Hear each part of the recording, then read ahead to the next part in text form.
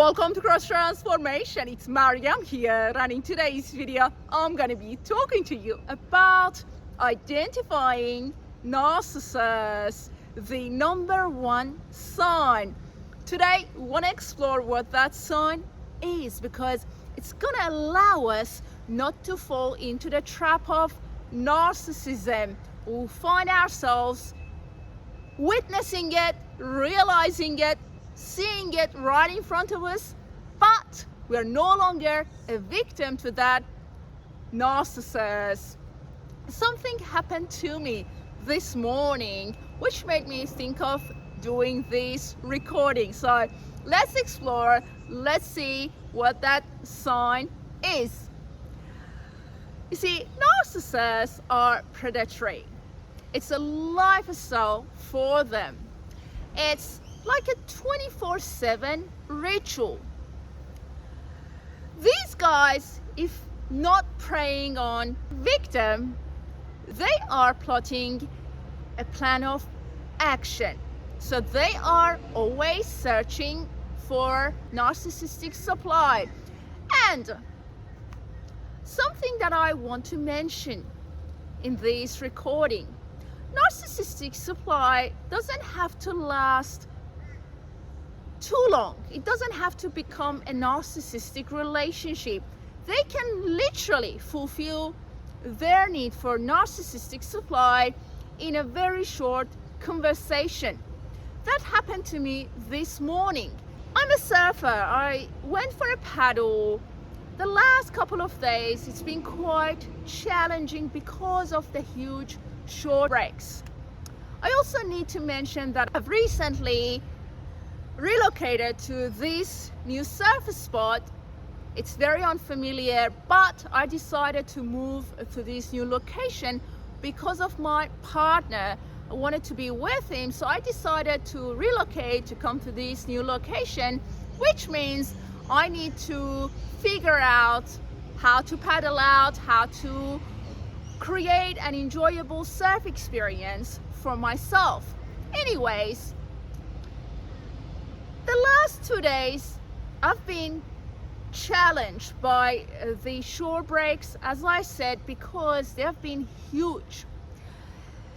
Eventually I paddled out, I enjoyed my session, I had a great surf session, and once I was done, obviously I paddled in, I got out of the water, started walking up to my car. I saw a guy on the beach and he looked very awkward and weird. At least that was my perception.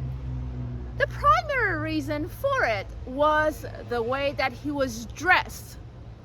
Now we're talking about 7 a.m. Australian beaches, getting out of the surf and seeing somebody dressed casually. I found it quite bizarre. I kept walking and he literally approached me, jumped into my experience, started having a conversation. I didn't sign up for that, right? He said to me that he's been seeing me for the last 2 days and he thinks that I must be lacking confidence. I felt that something wasn't right. I kind of didn't like his intention. Straight away, I mentioned that because of my partner, I decided to relocate, and that resulted in trying a new surf spot. Why did I mention that? Straight away, I wanted to create boundaries with the guy. He ignored it. He kept talking to me about how I would benefit by doing some exercises concerning confidence. He was saying that I must enhance my confidence level. And I said to him that, you know what, I've got to go. Thank you so much, and just need to go. He also said that, why don't you try the Superwoman pause before you go out for a paddle. Again, that was quite invading and intrusive. I've already established the fact that I've got a partner. I've already said, thank you, I'm keeping it really formal, want to go. You see, that guy had no sense of boundaries. As I left, as I got to see my partner, I shared this story. I told him what happened. We're having our morning coffee, and he suggested that this recording is going to be great because of the predatory behaviors that happened this morning. And you know, guys, that guy had no sense of boundaries. The first sign, predatory behaviors. If you happen to come across somebody with that type of behavior, that they don't care who you are, what time of the day it is, whether it's appropriate to approach you, that is the number one sign. Predatory behaviors. Pay attention. It's not that, oh, the guy has some level of interest in you or the guy is interested in you. No, don't take it the wrong way. The guy has no sense of boundaries, doesn't understand how to respect a woman. So in a situation like this, we really want to pay attention.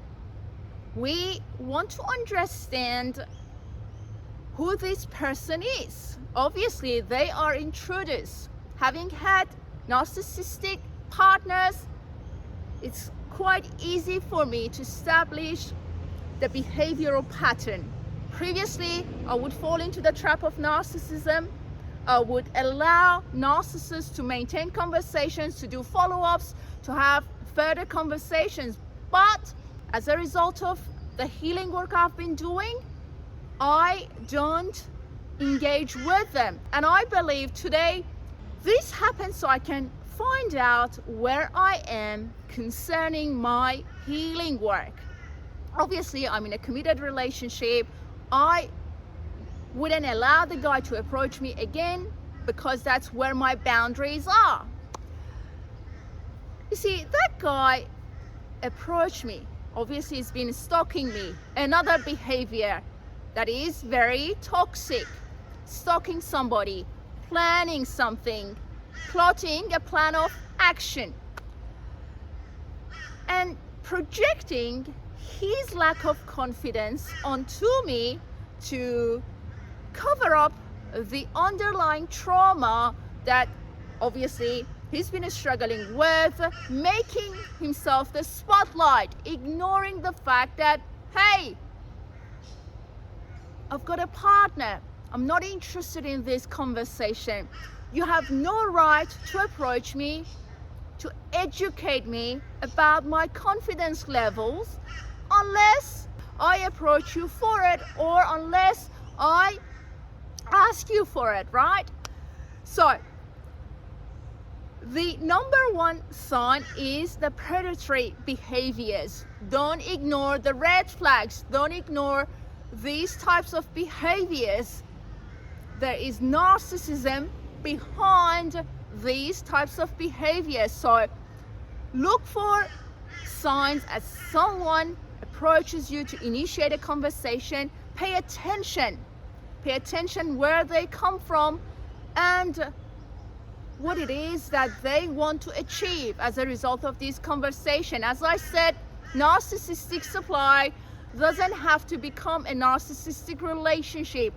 It can fix them for as little as 5 minutes, a brief conversation. So hopefully by sharing my morning experience, I can help you identify what's happening in your reality, what can go wrong if you don't identify it. So hopefully you'll find this video helpful, guys. I'm sending you love. Look after your precious soul. Keep believing in yourself and your greatness. Have a great day, and I'll talk to you soon.